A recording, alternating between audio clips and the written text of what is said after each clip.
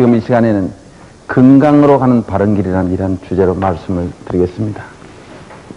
건강으로 가는 바른 길.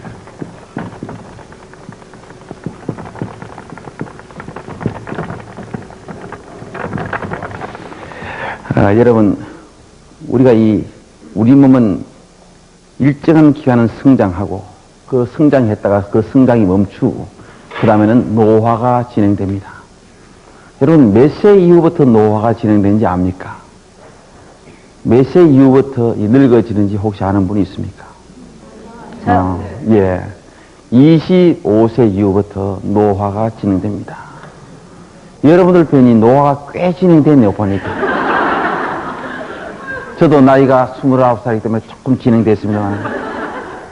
여러분 왜 웃습니까?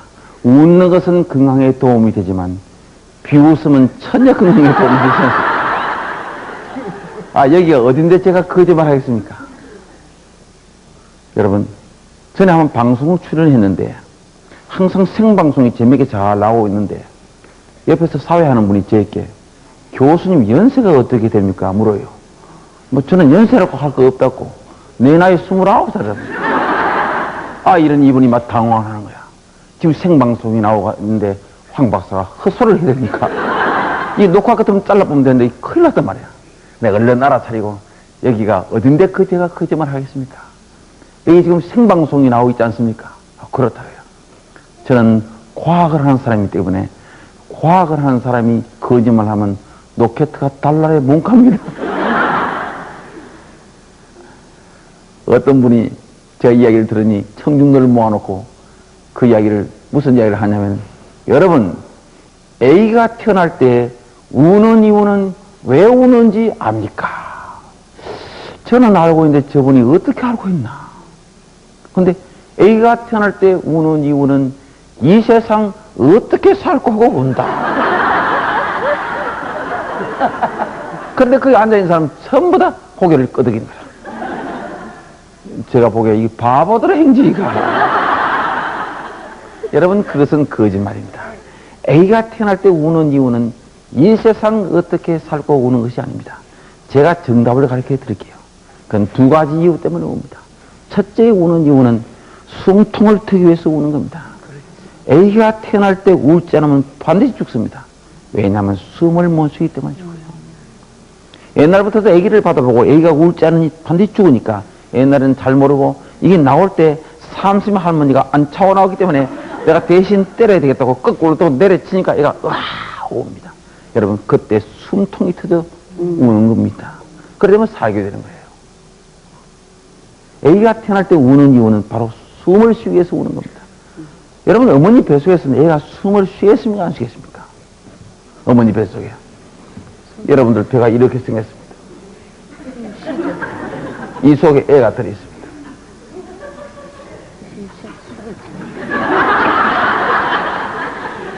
이 애가 어디에 들어있냐면 양수라는 물 속에 애가 들어있습니다. 이 애가 만약에 숨을 쉰다고 생각하는 사람이 있으면 오늘 집에 가서 목욕탕에 물을 길러놓고 그 속에 잠겨 들어가 봐요. 숨을 쉬는지 못 쉬는지. 어른도 못 쉬는데 애가 어떻게 숨을 쉬겠습니까? 일체 숨을 쉬지 않고 9개월, 10개월 무르르 잘 자라다가 어머니 뱃속에 나올 때 그때 폐로 숨을 쉬는 겁니다. 어머니 뱃속에서는 폐로 숨을 쉴 수가 없습니다. 아기가 나서 죽었다. 이 애가 죽어서 났는지 나서 살아는 걸 누가 죽였는지 시비가 붙었다. 재판이 붙었다고 가정합시다. 그건 단장 보면 알 수 있어요. 그 죽은 애를 보고 너 죽어서 났니? 너가 누가 죽이더냐? 죽은 애가 왜 대답을 하겠습니까?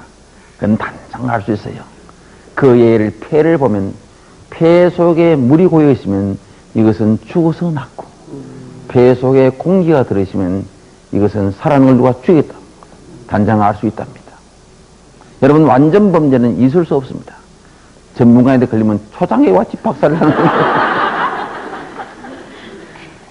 A가 태어날 때 우는 이유는 첫째, 숨통을 트기 위해서 울고, 둘째는 왜 우는지 압니까? 아파서 우는 겁니다. 얼마나 아프겠습니까? 엄마가 아프지. 남자분들은 아무 강박이 없네. 전에 한번 남자 부장님들 이렇게 모였는데 제가 가서 건강 강의를 하러 갔어요. 그 남자 부장님들 뵈니까 이분들 참 부인인데 고맙게 해야 되겠다는 그런 마음이 들어서, 여러분들 부인인데 고맙게 하세요. 여러분 부인들 애기 낳는데 얼마나 아픈지 압니까? 아무 감각이 없어요. 그래서 제가 여러분 이빨 아파 봤죠? 그게 이빨 아파 봤다. 이빨 아픈 거 5배 정도 아프다. 야, 그 굉장히 아픈 후에다. 황 교수 애기 낳아봤는 것 같이 이렇게 보고 있더라. 근데 저는 그게 여자 부장님이 저기 한 사람 앉아있는 줄 몰랐어. 그 여자 부장님이 교수님, 그것은 이빨 5배 더 아파요. 아이고, 강의 시간이 아직 30분이 남았는데, 여러분 강의하는 사람이 무슨 충격을 받으면 강의가 잘 안 됩니다. 강의 10분 전에 마치는 것은 명강이지만 30분 전에 마칠 수 없잖아요. 그래서 겨우 강의를 이끌어가서 15분 전에 마치고 달아나 버렸습니다. 그날 집에 들어가니 저희 어머님께서, 저희 어머님은 어릴 때 저에게 꼭 2가지를 물어요. 집에 들어가면 얘야 오늘 별일이 없었나, 또 하나는 얘야 남을 위해서 좋은 일을 했느냐 늘 물어요. 뒤에 말씀은 그게 저한테 부담이 돼요. 그래서 어릴 때 눈깔 사탕 2개 생기면 요거 내 혼자 다 먹어도 한이 안 차는데 내 친구 하나 줍니다. 먹어라. 그래 집에 가면 어머님이 얘야 남을 위해서 좋은 일 했나? 엄마 눈깔 사탕 친구 주었어. 그래 너가 먹고 싶으면 친구도 먹고 싶고 너가 배고프면 친구도 배고프다. 넌 일생 살 동안 남에게 베풀고 살아라. 부모님 말씀 한마디가 참 귀한 것 같아요. 집에 들어가니 어머님이 얘야 오늘 별일이 없었나? 근데 하면 별일이 있었어. 어머님 애기한테 어느 정도 아픕니까? 얘가 새삼스럽게 뭐 그런 것을 먹느냐? 그 알려면 그 10,000원에 물어봐. 아니 어머님 가르쳐 주세요. 그것은 말로 형용할 수 없다. 그 제가 이빨 아픈 거하고 어때요? 이렇게. 이놈이 무슨 소리 하냐? 내가 너를 일본서 나올 때 내 방 구석을 3일 동안 헤맸는데 너가 안 나오지 않더라. 대가리가 얼마나 굵은지 들어갔다가 나왔다. 내가 무릎이 다 망가져. 너 때문에 다 망가졌다. 괜히 말씀 드리다가 야단만 들었어. 앞으로 그런 거짓말을 하러 다니면 다니지 마라. 갑자기 저희 어머님 회갑 때 아버님이 하신 말씀이 생각나는데요. 어머님 회갑 때 어머님이 이렇게 앉아 계시고 아버님이 앞에 서서 인사 말씀을 한대. 우리 7남매를 다 모아놓고 많은 하객들을 모아놓고 아버님께서 인사 말씀을 하시는데, 남자 회갑은 해줄 필요 없고 여자 회갑만 해준다고 하신 거야. 저는 집에 아버님이 무슨 말씀을 딱 하면 뒤에 말 안 들어봐도 다 알아요. 왜냐하면 한 집에 오래 살았기 때문에 했던 말 또 하시고 했던 말 또 하시고. 제가 화납니다. 집에 아버님이 내가 총각 때 만주로 갔어. 그만 10시간 이야기해도 다 못하네. 또 기차를 타고 부산 가서 배를 타고 현해탄을 넘어서 일본 건너 갔어. 그만 이야기가 깁니다. 제가 중학교 2학년 때 저희 아버님이 저 외가집 아저씨가 왔는데 내가 일본서 기마를 타고 건데 그거는 내 골본도 들었어. 아버님 수도 그 뒤에는 제가 전부 다 해보겠습니다. 다 하고 나니 아버님이 이놈이 내보다 더 잘한다. 그런데 아버님께서 남자 회갑은 해줄 필요 없고 여자 회갑만 해줘야 된다. 그 뒤에는 무슨 말씀이 나올지 전혀 예측을 못했습니다. 그 말씀은 어머님 회갑 때 말씀하시려고 이제까지 참는데 애를 못 넣은 것 같아요. 저는 일본서 태어났습니다. 저희 누나 둘하고 저하고 일본서 태어났는데 큰 누나 4살, 둘째 누나 2살, 저는 갓난 4개였는데 아버님하고 어머님하고 이리 왔지 마당에 같이 사는데 그때 바로 2차 세계대전 때라 미국의 비행기가 날아와서 갑자기 저희 고을에 폭격을 내려본대. 바로 우리 집 머리밭에 떨어지는 것 같더라. 폭탄이 꽉 소리가 아버님이 놀라서 탁 튀었대요. 10m 좀 튀어서 돌아보면서 빨리 떨어! 빨리 떨어! 여러분 생각해 보세요. 누나 둘을 데리고 따라오라 해도 따라갈지 못 가는데 혼자 뒤돌아가 빨리 따라오라. 돌아보는 순간 집에 아버님이 깜짝 놀랐대요. 세상에 이럴 수가 있나. 저희 어머님은 그 자리에서 꼼짝도 하지 않고 우리 자식 새끼 셋을 품에 안고 그대로 엎드립니다. 아버님은 튀어다르라고. 아버님은 그것을 보는 순간 전쟁터에 처자식을 버리는 애비는 있을지언정 전쟁터에 자식을 버리는 의미는 없다는 것을 아버님은 거기서 뉘우치면서 앞으로 폭격이 떨어지면 다시는 안 달아나 했어. 그런데 폭격이 떨어지지 않더랍니다. 여러분, 우리 아버님은 튀는데 왜 우리 어머님은 튀지 않냐? 그 이유는 별다른 이유 없어요. 위급한 상황이 벌어졌을 때 자식의 생명이 내 생명보다 귀하지 않을 때는 우리 아버님같이 튀는 거예요. 그러나 자식의 생명이 내 생명보다 귀할 때는 무의식중으로 우리 어머님같이 품에 안는 거예요. 나는 여기서 죽어도 괜찮대. 내 새끼 셋은 살려서 고국 땅에 보내도 품에 안는 거예요. 여러분 오해는 하지 마세요.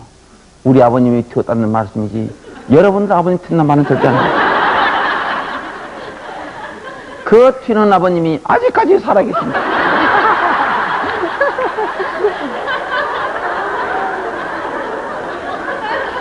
우리 집안의 별명이 튀는 아버님. 그래도 그 아버님이 살아계시기 때문에 이런 귀한 이야기를 하시죠. 우리 자식들이 알 수 있지요. 튀는 아버님도 살아계시고 품에 안는 어머님도 살아계십니다. 저는 양친 부모가 살아계십니다. 그래서 저는 얼마나 행복한지 모릅니다. 여러분, 부모가 살아계시는 것이 그렇게 행복할 수 없어요.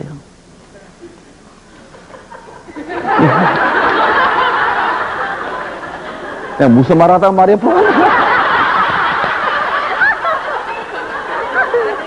A가 태어날 때 우는 이유는 여러분 물어봅시다. 첫째, 왜 웁니까? 애가 숨을 쉬기 위해서. 둘째는 아파서. 참 여러분들 참 감기할 것입니다. 100점입니다. 내 나이 29살. 저는 세브란스 병원 종합진단하는 곳에 제가 근무하고 있습니다. 그래서 여러분들의 종합진단을 하는데 제 것을 한번 해보자고 머리 위에서 발끝까지 검사를 쭉 해서 여러 가지 데이터를 끄집어내서 컴퓨터에 딱 집에서 한번 내 실험을 한번 해봤습니다. 말이 나오도록 꼭 누르니까 거기에서 제 이름이 황수관입니다. 황수관 29세. 근데 깜짝 놀랐어. 근데 어떤 사람은 나이 43세인데 떡 집어넣고 꼭 누르니까 홍길동 79세. 여러분 이제 감을 잡았죠. 건강 나이가 29살이 말입니다. 해가 그들 때수록 나이는 많아지지만은 건강 관리를 잘하면 건강 나이는 오히려 뇌를 쉬다는 뜻으로 말씀을 드린 겁니다. 그러면 건강 나이를 내리기 위해서는 어떻게 해야 되겠는가? 다시 말하면 건강으로 가는 길은 무엇인가? 여러 가지가 있지만은 오늘 몇 가지만 말씀을 드리겠습니다. 제일 처음에는 여러분 과로를 피하고 충분한 휴식을 취해야 됩니다. 과로를 피하고 충분한 휴식을 취하라. 여러분 오늘날 현대인들은 주로 과로로 많이 쓰러집니다. 주로 과로로 많이 쓰러져요. 여러분 너무 과로하지 마세요. 과로하면 온몸에 병이 옵니다. 온몸에 병이 와요. 아무리 좋은 약을 써도 과로하면은 그 병이 회복되기 힘듭니다. 왜냐하면 과로로 통해서 온몸에 병이 오니까요. 그래서 얼마 전에 방송국에서 저인데 와서 SBS에서 그것이 알고 싶다라는 그 프로가 있었습니다. 그 프로에서 과로에 대해서 심층 방송을 보도한 일이 있었는데 그때 저인데 와서 교수님 과로가 뭡니까? 하는 것을 제가 과로는 죽음이다 했습니다.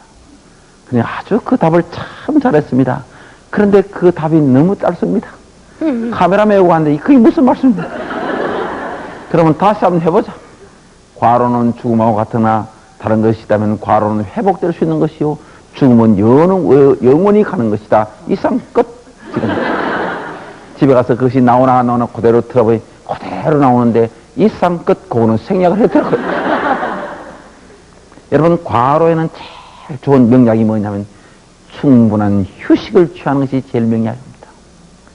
휴식 중에는 제일 좋은 것은 잠을 충분히 자는 것이 제일 좋아요.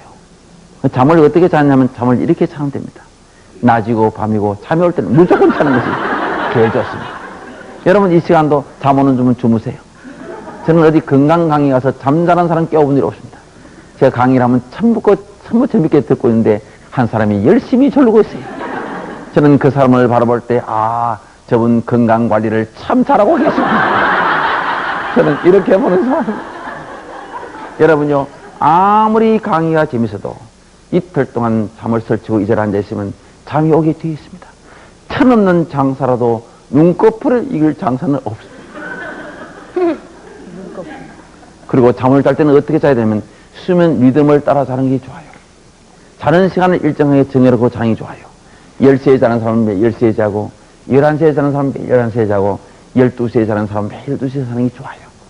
여러분, 아침에 먼동이 들면 누가 깨우지 않아도 눈을 깜빡깜빡 뜨면 일어납니다. 서산에 해가 지면 누가 잠자는 소리 하지 않아도 저녁 식사하고 하품 2번 하고 잠자했습니다. 왜 그러냐면 밤낮의 대자연의 리듬에 따라서 우리의 수면 리듬이 그게 적응해 들어가기 때문에 그렇습니다. 그런데 아기를 처음 나누면 이 아기가 밤낮을 몰라요. 밤에는 울고 낮에는 자고 두수가 없습니다. 왜 그런지 압니까? 캄캄한데 10달에 있다 나오니 이 정신을 못 차려서 그래요. 그러다가 100일쯤 지나면 이놈이 밤에는 새근새근 잠을 자고 낮에는 방긋방긋 웃어요. 야, 이놈이 밤낮을 가리구나. 얼마나 귀여운지 우리 그냥 예수 신나 잔치 한번 하자. 그래서 100일 잔치를 하는 거예요. 여러분, 100일 잔치를 뭐 알고 100일 잔치를 해먹기 바랍니다. 자, 밤낮을 100일쯤 되면 가릴 수 있다 이 말이지. 우리 금반지 받으려고 100일 잔치하는 줄 알았어. 그리고 일어나는 시간을 일정하게 정하는 게 좋아요. 몇 시간 자는 게 좋으냐면 깊은 잠을 자면은 6시간 정도 자도 족합니다. 그러나 깊은 잠을 자지 않고는 10시간 자도 아침에 일어나면 기분이 별로 좋지 않습니다. 깊은 잠을 자는 데는 6시간 정도 자면 됩니다. 그러면 10시에 자면은 몇 시에 일어납니까? 4시에 일어나고, 11시에 자면은 5시에 일어나고, 12시에 자면은 6시에 일어나는 게 좋습니다. 여러분, 그것을 역사적으로 가장 단축해놓은 사람이 나폴레옹은 하루에 3시간밖에 자지 않았습니다. 그럼 여러분들도 나도 내일은 나폴레옹보다 더 짧게 2시간 50분이다. 그래, 자는 건 좋은데 그때는 어리해서 아무것도 못하면 안 됩니다. 그리고 여러분, 잠을 잘 때는 깊은 잠을 자야 됩니다. 깊은 잠은 그날 하루에 마음의 평안을 잊지 않아야 됩니다. 또 기쁨을 잃지 않아야 됩니다. 그리고 하루 생활이 보람된 생활이 되어야 됩니다. 누워서 잠자기 전에 오늘 생활이 너무나 보람이 되었다. 이렇게 될 때 깊은 잠이 오는 거예요. 여러분, 하루 종일 마음의 평안을 찾기 힘들면은 저녁 식탁 이후부터, 해가 서산의 기운 이후부터는 평안을 찾도록 노력하세요. 그것이 여러분 깊은 잠을 자는데 큰 도움이 됩니다. 저희 집안에서는 한 10년 전에 우리 형제들이나 우리 집안의 식구들, 우리 서로 얼굴 마주치면은 속에는 무엇이 들어있든 서로 이빨 내기 운동을 시작해봤어요. 근데 처음에는 안 되고 우습더라고. 근데 요즘은 야, 얼마나 잘 되는지. 가서 눈만 마주치면. 그리고 저는 식탁에 둘러앉아 식사할 때는 그날 하루 있었던 일 중에 가장 즐겁고 유익한 이야기를 한마디씩 하기. 근데 한 사람이 10분, 20분 하면 안 된다. 왜냐면 다른 사람 밥 먹고 다 들어가 버리잖아. 2분 이상은 못하게. 근데 우리 큰애가, 저는 우리 딸이 둘이고 막내가 아들 하나 있습니다. 딸 둘은 이미 결혼을 시키고 막내가 대학원 2학년생입니다. 여러분, 제 나이가 많습니다. 여러분, 막 먹으려고 생각하지 마세요. 자기 막내가 대학원 2학년쯤 되면 막 먹읍시다만. 우리 큰딸은 그 수학 학원에 수학 강사로 있는데요. 그 학원엔 수학 선생이 많아서 이름을 못 부른대요. 못 부르고 이렇게 부른대요. 수학 황 선생은 수황 선생이고, 수학 홍 선생은 수홍 선생이고, 수학 박 선생은 수박 선생이고, 이렇게 부른대요. 그래서 수박 선생 같이 전심식 사러 가는데, 수박 선생 하는 얘기가 우리 집에 애를 보고 수황 선생, 수황 선생, 내가 어릴 때 얼마나 가난했는 줄 아냐. 너무너무 가난해서 콩책 살 돈도 없었대요. 오로지 콩책 산 날은 달기 알을 놓은 날이 콩책 산 날입니다. 계란 가져와서 계란을 팔면 계란값은 40원이고 콩책값은 30원. 10원 남는데요. 그 10원 남는 가지고 눈깔 사탕 하나 입에 있는 것이 그렇게 행복할 수 없었대요. 근데 어느 날 계란을 가지고 뛰다가 돌뿌리 걸려 넘어져서 계란을 깨트려버리고 입도 다 터져버리고 입 터졌는 거는 걱정하지 않고 계란 깨진 것 때문에 오지도 가지도 못하고 그렇게 울었대요. 그 이야기를 하면 우리 애가 눈물을 줄줄 흘리면서 하는데 그거를 1분 10초 만에 딱 맞히더라. 우리 할아버지가 옆에 있다가 아버님이 옆에 계시다가 그래 아직도 우리 주변을 살펴보면 생활이 어려운 분들이 너무나 많다. 항상 주변을 살펴보고 우리 가족들은 그렇게 살아야 된다. 2층을 3층 올리려고 발버둥 치는 그런 집안에 가면 집안이 살벌하고 2층을 한층 까먹을 고생하는 그런 집안에 가면 집안에 훈훈한 인정이 맴도니라. 그렇다고 2층이 한층 까먹어지는 게 아니야. 그런 이야기 듣고 집에 들어가면 잠이 잘 오게 돼 있어요. 잠자리 들면.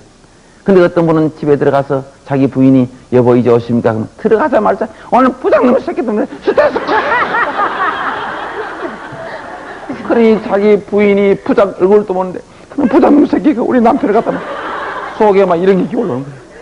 근데 국민학교 1학년 3학년이 따라오다가 부장님 새끼 우리 아빠를 갖다 성이 있으면 쏴주고 보시고 그래서 3학년 애가 1학년을 데리고 공부방에 들어가서 그간 저금에는 저금 통장을 전부 털어가지고 문방구에 가서 물총 2개를 사가지고 지 동생 하나 주고 지 하나 거머쥐고 부장 사주는 연습을 한다. 빵. 나중에 커서는 부장은 어디 가쁘고 없고 엉뚱한 사람 사주일 거예요. 여러분요. 이 세상 살면 누가 스트레스 없는 사람 누가 있습니까?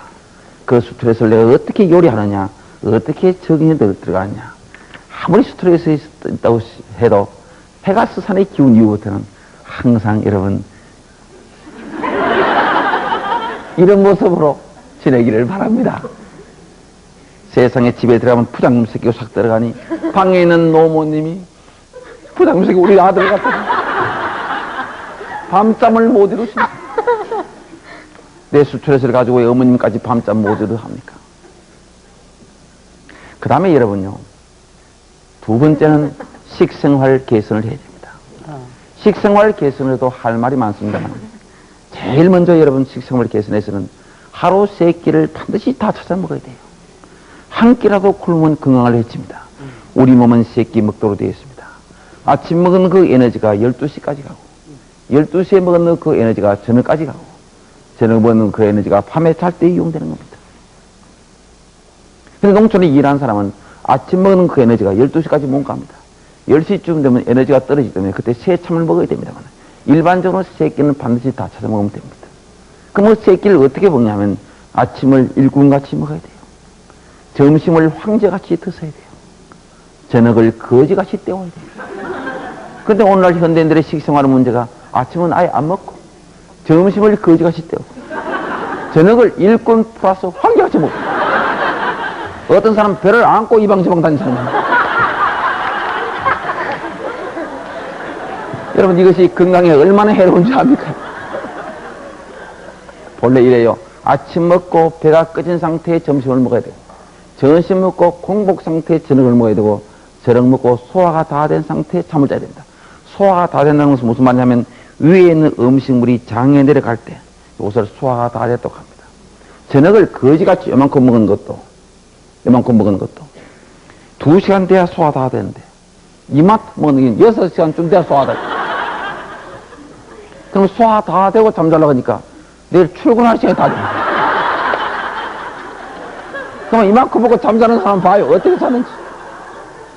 이만큼 먹고 잠자는 사람 봐요. 몸을 이리 뒤치라 저리 뒤치라 코를 드릉드릉 골았다가 어떤 사람은 칵칵칵 막 넘어가요. 그 빨리 깨워야 돼요. 안 깨우면 죽어요. 여러분요, 잠결에 수면 중 무호흡증으로 사망하는 사람이 많습니다. 그 중에 그 이유가 하나 그것도 있다고 생각됩니다. 여러분요, 이유 없이는 사람이 잠결에 잘 안 죽습니다. 어떤 일주일 이내에 큰 충격을 받았거나 여러분 충격은 아주 어렵습니다. 얼마 전에 국민학교 학생이 차에 치여 죽는 거 보고 동료 애가 그를 보고 충격을 받아가 일주일 이내에 걔도 참 죽었습니다. 충격이 그만큼 괴롭습니다. 그 다음에 운동을 갑자기 심하게 했거나 여러분 운동을 평소에 안 하다 갑자기 심하게 하면 아주 해롭습니다. 얼마 전에 제가 집에 들어가니 저희 집 사람이 평소에 운동 안 하다가 집에 들어가니 여보 도방산 꼭대기 갔다 왔다는 거야. 내가 얼마나 놀랐는지 잘했군 잘했어. 꼭대기에서 야호를 했대 야호. 그러면 설거지 하면 콧노래 본다고 야다 해라. 그러더니 그 이틀 아침에 자고 일어났는데 꼼짝도 못하고 배가 당겨서 웃지도 못하나. 내가 건드리지 말아요 아프다고. 여러분 자기 전에는 콧노래가 나왔는데 왜 자고 나니 꼼짝 못합니까? 그 이유가 있습니다. 갑자기 도봉산 꼭대기로 올라가니 주인이 갑자기 안 하는 짓을 하거든요. 이거 주인을 살려야 됩니다. 왜냐하면 주인이 죽으면 자기도 죽기 때문에. 그래서 주인을 살리기 위해서 긴급조치를 발동해서 온몸에 여러 가지 물질이 분비됩니다. 에피네프린, 노르피닌, 카테코라민, 엔돌핀 무슨 말인지 모르겠죠. 이런 게 쫙.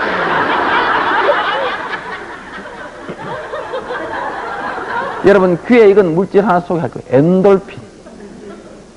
엔돌핀 그러면 누구 생각합니까? 여러분요. 엔돌핀에 대해서 바로 좀 알기 바랍니다. 엔돌핀은 이렇습니다. 엔돌핀이라는 것은 뭐냐면 체내에 분비되는 모로피입니다. 체내의 모로피입니다. 모로피라는 것은 아편입니다. 아편은 마취제입니다. 마취제는 진통제입니다. 진통제라는 것은 통증을 진정시키기 위해서 분비되는 것이 진통제입니다. 반드시 엔돌핀은 아플 때 분비되는 겁니다. 운동을 강하게 하니 그 통증을 감하기 위해서 엔돌핀이 분비됩니다.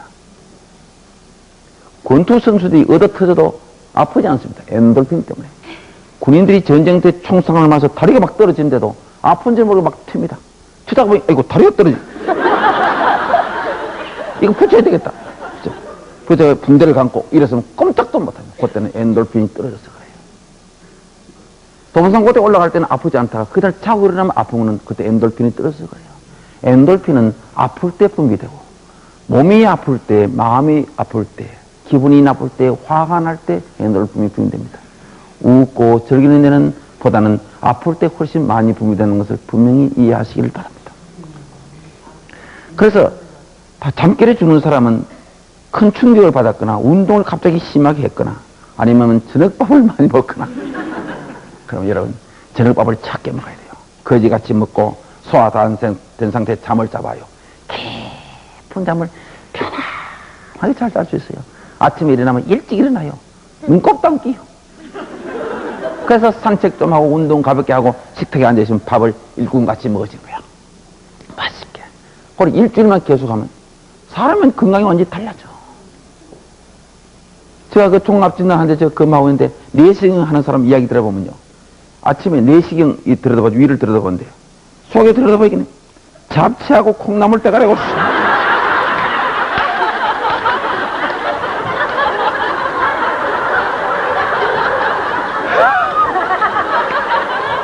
이거 아침 굶고 오라는데 왜 아침 먹고 왔어요? 그러면 아침 굶고 왔대요.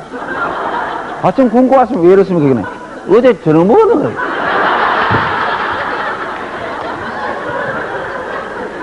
그래서 어떻게 옳은 잠을 잘 수 있단 말이에요. 그래 여러분 또 어떤 사장님이 저보고 황 교수 저녁을 거지같이 먹으라고 소리 하지 마라. 왜냐면 우리 집 사람이 밥을 안 준다는 거예요. 내가 거지같이 먹으라 했지 왜 밥을 안 줍니까? 그러니까 거지는 있을 때는 먹고 없을 때는 못 먹게 되는 거예요.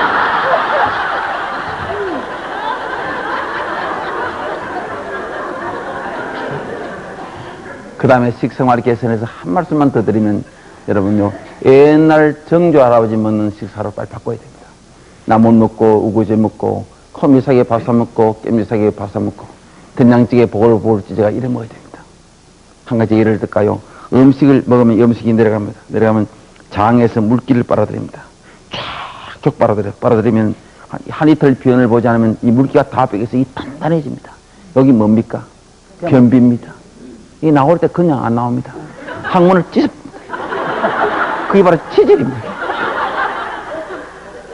그 치질이 오랫동안 자문하면 그게 암으로 발전된 가능성도 있대요.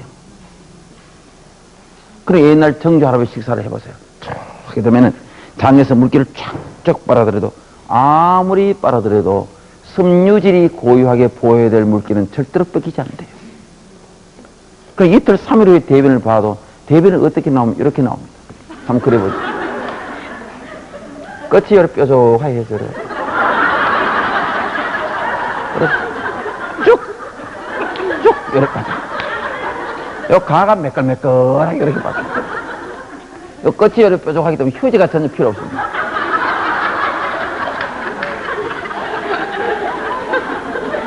여러분 쑥떡 뭐 쑥떡. 쑥떡 뭐 거기다 변수가 쑥쑥 빠지지. 이 쑥떡은 쑥쑥 빠지기 때문에 쑥떡 아닌가. 근데 이게 여러분 놀라운 사실, 이것이 빠져나오면서 섬유질이 빠져나오면서 이 섬유질은요, 이것이 아무리 장에서 물기를 빨아들여도 섬유질이 고유하게 보여야 될 물기는 뺏기지 않기 때문에 이렇게 나온다. 나오면서 이것이 수분을 흡수하면서 여기에 발암물질, 노폐물, 납 같은 거 이런 것을 좀 빼냅니다. 그러니 옛날 정조 할아버지 먹는 식사 하게 되면 대장 항문 쪽에 별 탈이 없습니다. 근데 요즘은 옛날에는 이런 대장 항문 연구하는 사람들이 손님들이 없어서 파리를 날렸답니다. 근데 요즘은 얼마나 그 환자가 많은지 강남에 가면 대장 항문 전문 병원이 막 생겨 줄을 서 있어요. 그분들은 요즘 즐거운 비명입니다. 손님들이 얼마나 많은지 감당을 못합니다. 사실 그분들이 의사 선생님이 죽을 지경입니다. 왜냐하면 첫날 만날 때부터 봐야 되기 때문에. 아무리 그쪽으로 또이 나오지만 한번 생각해보세요. 그걸 안 볼 때는 뭐를 보냐면 그것 지금 사진을 계속 들어봐. 그분들이 그래도요, 그 일을 일생 동안 잘 할 수 있는 것은 그것은 사명감과 보람을 갖고 하기 때문에 조금도 개의치 않고 환자가 한 사람 나서 나가는 거 보고 기쁨을 갖기, 보람을 갖기 때문에 개의치 않고 일생 동안 그것을 하게 되는 거예요. 참 너무나 귀한 분들입니다. 뭐 자기 직업에 종사하는 분들 다 귀한 일을 합니다만 그래요. 그래서 옛날 할아버지 먹는 그 식사를 빨리 바꾸는 게 좋다고 그렇게 생각됩니다. 그 다음에 셋째는 반드시 내 몸에 맞는 운동을 해야 됩니다. 여러분요, 오늘날 현대인들은 반드시 운동을 해야 돼요. 왜냐하면 과거의 우리 조상들은 생계수단이 바로 신체 활동이었습니다. 생을 영위하기 위해서 산을 넘고 내를 건넜습니다. 운동 부족증에 걸리지 않았어요. 과거 우리 조상들은. 근데 이분들은 왜 일찍 돌아가셨냐? 전염병이 많았고 의료시설이 발달되지 않았고, 그러면 일을 너무 많이 해서 성인병이 안 걸리고 골병이 걸려 절지 돌아갔어요. 여러분 오늘 현대인들은 운동 부족증에 걸려 있습니다. 모든 기계 문명이 발달되니까 우리 신체 활동이 위축을 당합니다. 그래서 여러분 성인병이 걸리는 원인 중에 가장 큰 원인이 하나가 운동 부족이라는 사실이 밝혀졌어요. 그래서 이 운동은 하려면 어떻게 해야 되냐면 반드시 내 몸에 맞는 운동을 해야 됩니다. 여러분 분명하게 말씀드릴 것은 우유를 받아 먹는 사람보다 우유를 배달하는 사람이 훨씬 더 건강하다는 사실을 분명히 기억하시길 바랍니다. 예를 들어서 비만한 사람 운동은 어떻게 해야 되냐? 간단히 말하면 한 말씀을 드리면 몸이 뚱뚱한 사람은 운동할 때 뛰고 달리는 것보다는 속보로 천천히 하는 것이 훨씬 비만이 빨리 해결됩니다. 왜냐하면 너무 과하게 운동을 하면, 비만한 사람이 과하게 운동하면 몸에 지방질이 먼저 빠지는 것이 아니고 글리코겐이라는 당원질이 먼저 빠져나갑니다. 지방을 빼야 되기 때문에 지방 빼는 것은 좀 약한 운동을 오랫동안 하는 것이 좋다고 되어 있어요. 다 달라요. 그러나 일반적으로 운동에 대한 원리가 있습니다. 원리를 한 가지, 원리 정도 알아도 여러분들 큰 도움이 될 겁니다만, 운동 원리는 첫째 강도가 있어요. 강도는 어떻게 하냐면 숨이 조금 차도록 하는 게 좋아요. 숨이 너무 차도 안 되지만 또 전혀 차지 않았을 때는 효과가 없습니다. 숨이 조금 차도록 운동을 하라. 너무 차면 이것은 건강에 해롭습니다. 그래서 자기 능력의 80% 이상은 하지 마라. 그건 무슨 말이냐면 너무 차도록 하지 마라. 너무 차도록 하다가는 어느 날 그것 때문에 너무 과하게 하다가는 불의의 사고를 당할 수가 있어요. 전에 한번 누가 제인데 와서 자기 친구가 하나 당뇨병이 있고 몸이 비만했는데 요즘 산을 비호같이 탄다는 거야. 운동을 해서. 비호같이 타는 사람 말로가 안 좋은데 싶어서 실례지만 혹시 그분 안 돌아갔었습니까? 그러니까 얼마 전에 죽었다. 그만큼 해롭습니다. 그 다음에는 운동 시간인데 시간은 어느 정도 하는 게 좋으냐면은 30분에서 1시간 하는 것이 가장 이상적입니다. 그 다음에 운동 빈도가 있습니다. 빈도는 일주일에 몇 회 하는 게 좋으냐면은 일주일에 3일에서 5일 하는 것이 알맞습니다. 근데 우리가 남자분들 근육 운동 하지요. 이 웨이트 트레이닝 하는 거.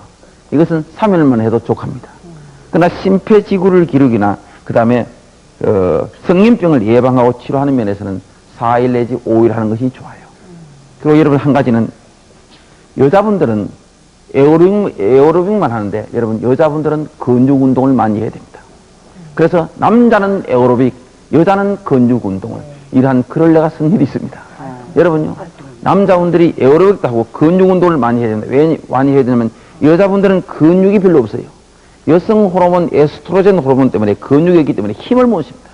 그래서 웨이트 트레이닝을 자꾸 함으로써 자꾸 몸이 자꾸 가늘어져요. 왜 가늘어지냐면 몸에 지방질은 자꾸 빠지고 근육질은 증가돼도 근육질이 크게 증가되지 않습니다. 그래서 탄력이 붙습니다. 그러면 잇몸에 대착이 돼요. 곡선이 탁 됩니다.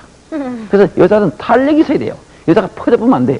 탄력이 있어야 돼요. 그럼 웨이트 트레이닝을 많이 하고 남자는 에어로빅을 해야 돼요. 왜냐하면 남자분들이 몸이 자꾸 굳어집니다.